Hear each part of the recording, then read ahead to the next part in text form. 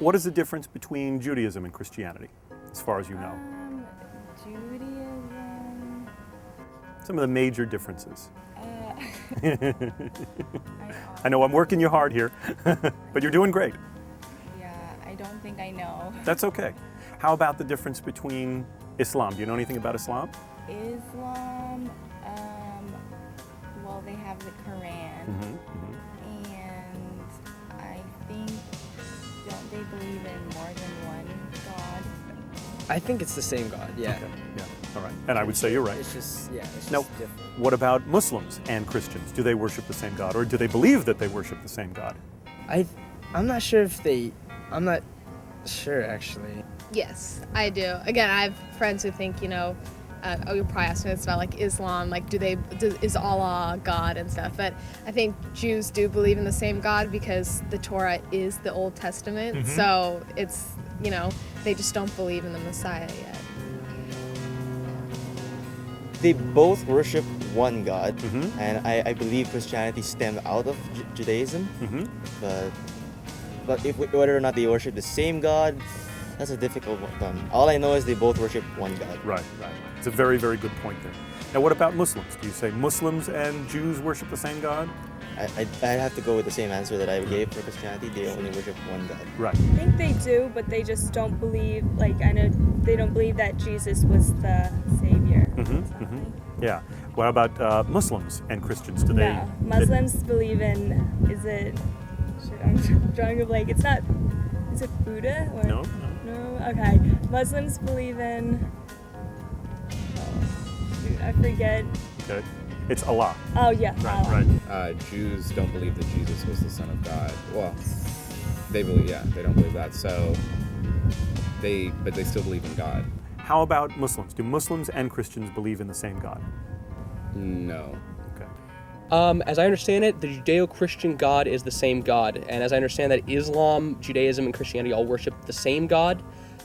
Islam, I know specifically states that they worship the same God as the Christians do. They just believe their prophet is the most correct. As I understand it, the Jews do believe the exact same thing. They believe that Yahweh is the same God as the Christian God and as Allah, the Islamic God. They're all the same. The Jews do not believe that the prophet has arisen or the second coming Messiah has shown up yet. Yes. It's just that the main difference is that Jews don't believe in Jesus as the Christ, and we Christians believe in Jesus as the Christ. But it's the same God the Father, Yahweh. Right. Now, what about Muslims? Do they believe in the same God as Christians?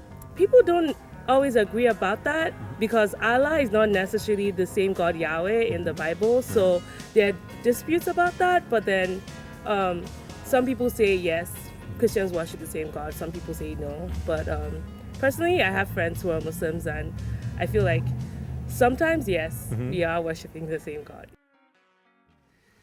So I'm grateful to Mr. Mohammed Khan and Dr. Habib Hamidi and to the entire King Fahd Mosque community for hosting this event and for co-sponsoring it with the Institute for Religious Tolerance, Peace, and Justice. And I want to say how much I'm very, very grateful for this event coming off and becoming a reality. I also want to thank, of course, Dr. James Sanders, who has been a mentor to me for many years, and also to Rabbi Zach Shapiro, who has become a colleague and I would say a friend, who has hosted my students at the Temple Akiba a number of times. And I want to thank him for being here, both of them for being here and taking part in this event. And of course, I want to, in advance, thank Imam Abdul Hafiz, who we hope will be here in a few minutes, for his generous participation as well. I'd like to make note of something and to offer an apology to one of our allied communities before getting started. Today is a holy day of obligation for hundreds of millions of Eastern Orthodox Christians worldwide. Today is Pascha, or Greek and Russian Easter. Now, I tried very hard to avoid holding this event on the same day as such an important holiday, for fear that it would seem to trivialize the importance of that holiday or of that community itself. However, we were faced with overwhelming scheduling conflicts, and when all was said and done, the choice was either to hold the event today or hold it months from now. So I hope we can consider this event to be somewhat in honor of the Orthodox Christian community. And in honor of them, let us wish them Christos Anesti. Now, I'd like to say a few words about the story behind the origination of this particular event. As has been noted by Dr. Hamidi, I've been bringing my college students to the King Fahd Mosque for a number of years now for educational purposes, to broaden their horizons about the varieties of religious experience. And it has coincided with my work with the Institute for Religious Tolerance, Peace, and Justice, which, as we have mentioned, is a nonprofit organization founded to promote interfaith dialogue and collaboration, as well as social justice as pathways to world peace. And of course, Dr. Sanders is among those serving on the board of the IRTPJ. Having met Mr. Mohammed Khan at one of my field trips, he was here at the mosque a particular night, the students came. He and I began to talk, and he offered to do an event with us, and I immediately jumped at the opportunity. I've been looking forward to doing more public events for and with the Institute for quite some time, and particularly with the Islamic community. So we began to plan it. And he asked me what idea I had for the panel discussion. He said, what kind of topic do you think would be an idea? And immediately I thought of the current topic. Do Jews, Christians, and Muslims worship the same God? Now why? Why is that so important? While scholars have for years largely agreed upon the answer to this question, it seems that there are many within the general populace who do not know the answer and have come to some very dangerously misinformed conclusions. In 2010, Mark Williams, a noted Tea Party activist, publicly made incomprehensibly ignorant and highly divisive and despicable comments about Muslims worshiping a quote-unquote monkey god.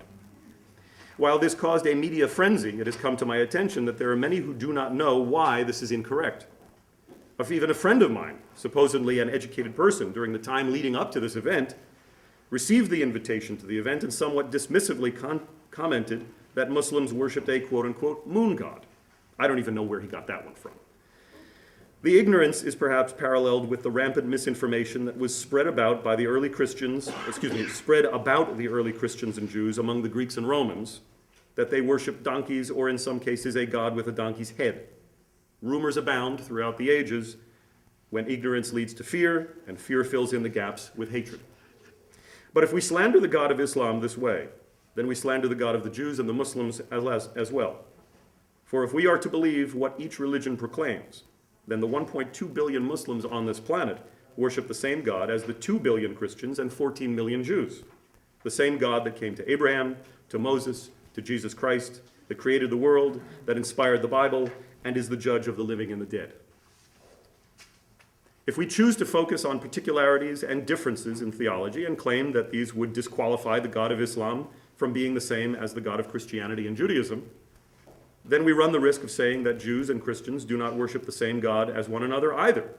Or for that matter, neither do Protestants and Catholics, two major subsects within Christianity. There are billions of people on this planet, perhaps over 7 billion from what I hear recently.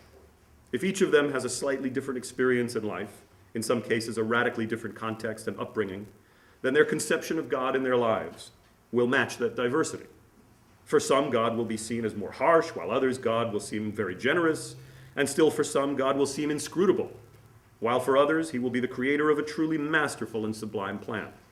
7 billion people with 7 billion conceptions of God. With that said, are there indeed 7 billion different religions, 7 billion different gods, or merely one whose effect on his creations has created manifold perceptions? Putting aside these debates over minutiae, allowing these to remain within the hallowed halls of academia, where we have historically debated over how many angels can fit upon the head of a pin, we have a responsibility to the general public. It is a responsibility to educate people about the shared heritage of the Abrahamic faiths. Why? Because there is tremendous miseducation and misinformation disseminated among them.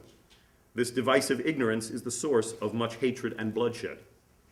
If we could raise the awareness of the average American, as well as the global citizen, informing them that if we are to take the beliefs of all three Abrahamic faiths at face value, that all three share the same heritage and belief in the same deity, then we would have done the world a great service, a mitzvah, one might say. And what's more, that there have been periods of peace as well as tremendous prosperity, flourishing, and cooperation between all three faiths. With a little effort and the recognition that we are children of the same God, we can have this again. When someone extends to another faith, that's a true sign of a person who recognizes the Supreme Being, recognizes God. So I thank you, Professor, from stepping outside your box, your faith box, to reach out. And God loves unity, and you're practicing what God loves. Thank you very much for that.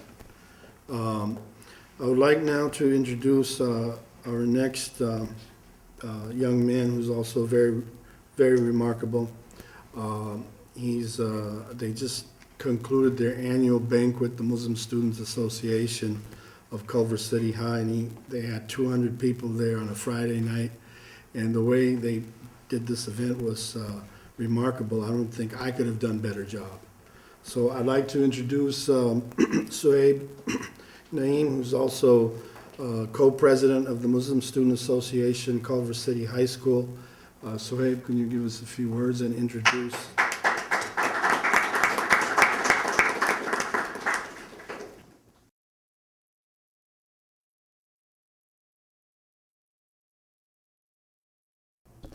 Okay. Speak loud. Alright. Assalamu alaikum, shalom, and hello.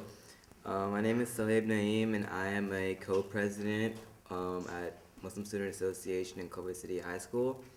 I'm a senior, and next year I'll be attending college, hopefully. In MSA, we try our best to gather all the youth to cooperate and learn about the benefits of Islam. And yeah, as Brother Muhammad said, we held our MSA banquet about 2 weeks ago, and it went very, very well. It obviously wasn't just me, but all of the youth together were able to create this event. And that was my last time speaking in front of so many people, but obviously not. I'm here right now speaking in front of all of you. And I would like to say interfaith is a very important part of all religions. It helps us establish the best parts of all religions, and it helps us understand everyone equally. And today I'm here to introduce Rabbi Shapiro. Rabbi Shapiro has been the spiritual leader of Temple Akiba in Culver City since 2006. Ordained from the Hebrew Union College, Jewish Institute of Religion in Cincinnati in 1997. Rabbi Shapiro has spent his entire rabbinic career in Los Angeles County, first as an associate rabbi of University Synagogue in Los Angeles of 1997 to 2005, and then as a regional director for the URJ's Introduction to Judaism program 2005 to 2006. Rabbi Shapiro's mission in life is to bring goodness into the world.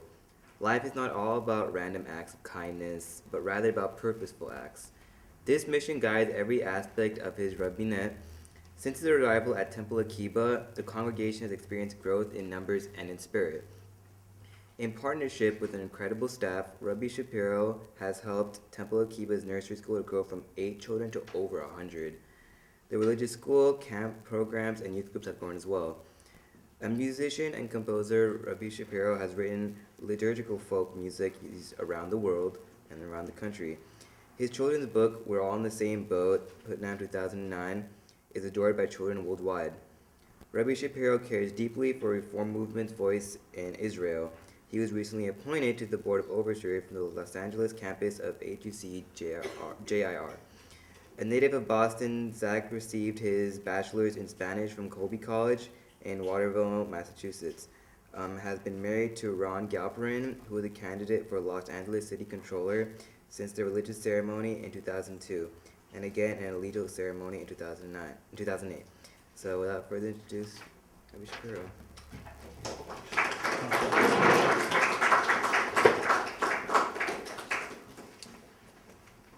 Thank you very much for that introduction. I appreciate it. I couldn't have written it better myself. Thank you for extending this invitation. This is not my first time here, and I do feel like I'm home. Thank you, Arik, for really being one of the creative brainchildren behind this. And it's really nice to be here. And I'm thrilled to see people from so many backgrounds, not only those from our own Temple Akiba, but truly people from all different parts of the community here in Culver City and the surroundings. So again, my name is Rabbi Zach Shapiro, and I'm the rabbi of Temple Akiba, which is right down the street on Sepulveda, just north of Jefferson. And just as this is our home today, please know that you're always welcome to come to our home at Temple Akiba for Shabbat or any other time of the week. I'm so intrigued by this question. Do Jews, Muslims, and Christians all pray to the same God? And I was heartened to hear you begin to speak to the issue that has always intrigued me. And that underlying question is, well, do all Jews pray to the same God? And the answer is no. And I'd like to illustrate liturgically how that manifests itself every time we pray. The central prayer in Judaism is called the Amidah. It means the standing prayer. And it begins with the Avot, which means ancestors. The heart of the prayer basically says, and excuse my language, basically says, I'm a schmuck, meaning I'm nothing, but my ancestors, they were something. So even though I may not have done good things, the ancestors did great things, and remember, I'm a descendant of them. So it kind of puts it into context how we're connected to these ancestors. So the prayer begins by saying, Baruch atah Adonai, blessed are you, Adonai our God. Adonai is the Jewish name for God.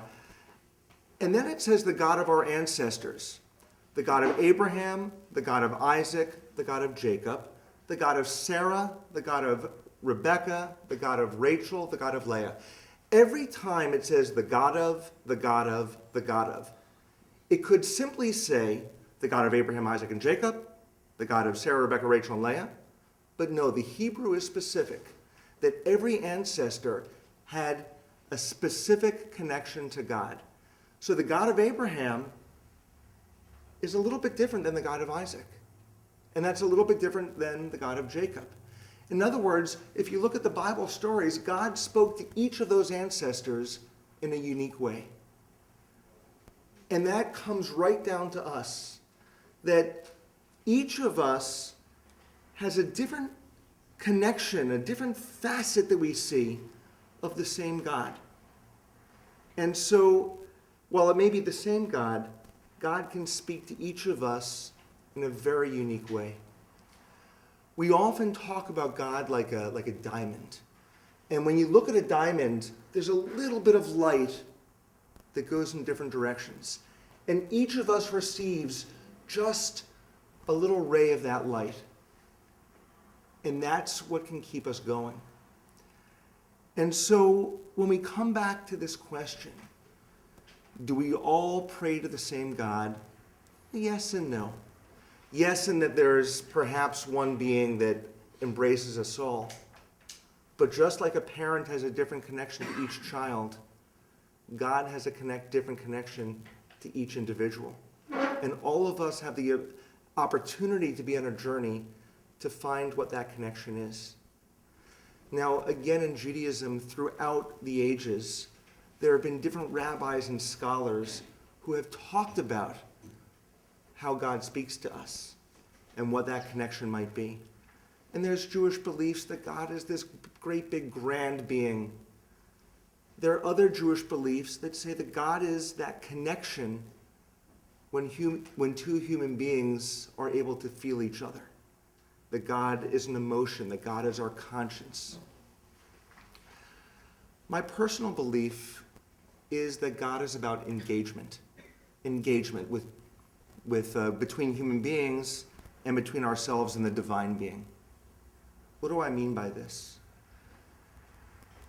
In Judaism and in the Bible, those who made a difference were those who argued with God. Not those who accepted everything God said, but those who went to God and said, God, I think you're wrong about this. Why don't we shift your thinking?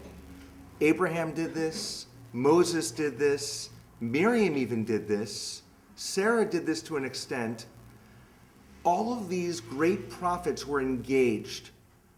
And that act of engagement, that act of wrestling with God sometimes, is what made them just a little bit stronger and a little bit better. And so my belief in responding to this truly important question, do Jews, Christians, Muslims pray to the same God? Do any two individuals pray to the same God? I think if we give ourselves the opportunity to enter dialogue with the divine, to engage, not just to listen, but to sometimes talk back, to have there's a Yiddish word, it's called chutzpah, which means the raw nerve, to talk back to God. And if we hear something from tradition that doesn't speak to our soul as being a righteous thing to do, then we do what the ancestors did. We talk back to God and we enter that point of engagement. So one final thought that I'll offer to hopefully illustrate this a little bit deeper. One of the greatest rabbis in Judaism is known as Rabbi Hillel. And a famous story from the Talmud shows a person who wanted to learn the entirety of Judaism while standing on one foot. Now, most rabbis said to this person, it's impossible. It takes a lifetime to learn about what Torah is. It takes a lifetime to learn about how to connect with God. But Hillel, who was a patient man, Hillel got the guy to stand on one foot. And he said to the person, he said, what is hateful to you, do not do to your neighbor. That is the entire Torah. Everything else is commentary. Now go and learn. So again, what's hateful to you, don't do to anyone else. That's everything. That's the entirety of Torah. Everything else is just commentary. Now go and learn. So from this, I always learn that Judaism is about just not being hateful to others.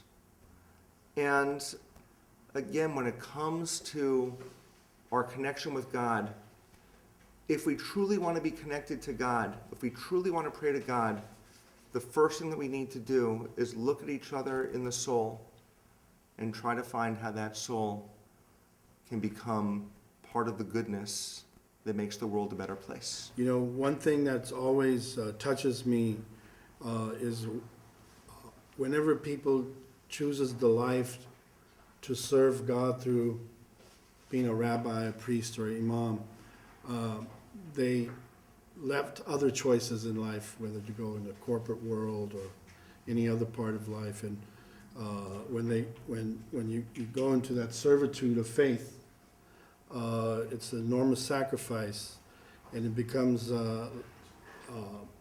very, very heartwarming when people of faith promote peace, love, and harmony amongst faith. So now I'd like to introduce another young, dynamic individual. He's also co-president of the Culver City Muslim Student Association, Culver City High School, Mr. Armand Appleby. Armand?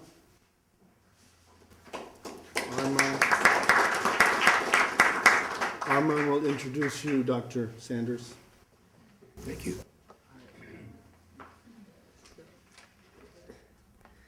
Good evening, all. Good afternoon, actually. I'm glad you guys are all here for this important event that all of us should be a part of. Speak up, speak up. Yeah, so I'm glad all of you are a part of this event, that we're all honored to be here as different faiths, as one family. My name is Armand Appleby. I'm co-president of the MSA at Culver City High School, and this fall I'll be attending Cal State Fullerton. So one of the big goals I had at MSA this year was to bring a bigger MSA, but not only more Muslims into the club, but also Christians and Jews. And I'm very thankful that we did that, and they were also engaged in our activities, and also they played a key role in making the banquet a successful event. So my role here is to introduce Dr. James Sanders.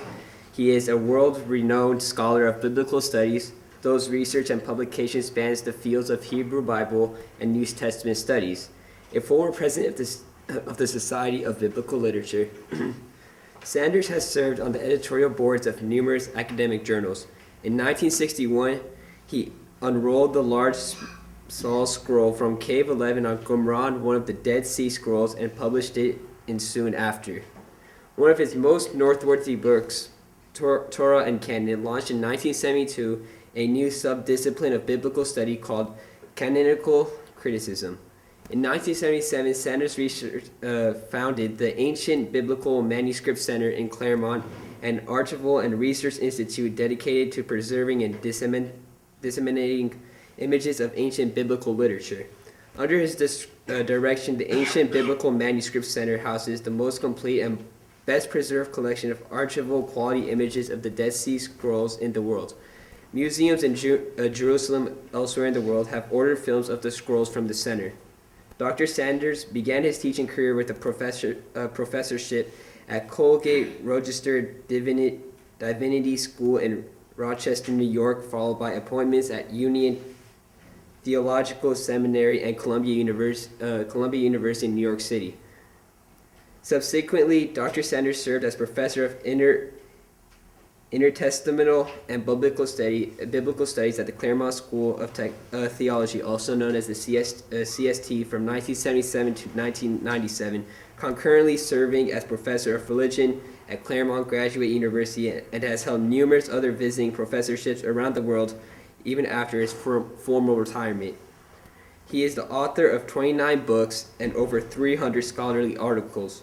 He continues to research and publish, emphasizing the issue of monotheizing and interfaith dialogue within the Abrahamic religion. So without further ado, here is Dr. James Sanders. I'm not the youngest one on this panel, and I have to say that my legs would not hold me very long if I stood over there. So I've asked permission to talk from this position, if that's all right with you. If you can hear me. Can you hear me? Good. Yes. I appreciate all that's been said, especially by the young man who introduced me. That was very brave on his part to read such boring material on a Sunday afternoon when he could be doing other things, I'm quite sure, in his mind. But I appreciate it very much, and I'm glad to be a part of this undertaking. I've been on the board of the Institute for Religious Tolerance, Peace and Justice since the beginning, I suppose. And I'm very happy to be a part of this. My answer to the question that is posed as our topic, do Jews, Christians, and Muslims worship the same God, is a very simple yes. We all have different concepts.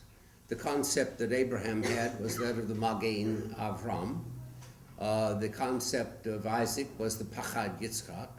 The concept of Jacob was the Avir Yaakov. In other words, we all have different concepts because we're limited human beings. And I think that's what the rabbi was saying. Christians have different concepts because of Christian traditions. Jews have different concepts because of Jewish traditions. And Muslims have their concepts stemming from the 7th century and from Muhammad and then the successors. We inherit these rich treasures, but we should not let those images and those metaphors stand in the way of understanding that there is but one God. I mean, even our Hindu and Buddhist friends admit that. They talk about individual gods and the like, but they usually will come around to speaking of there being a single God. And when we listen to Nova and Science Channel and other such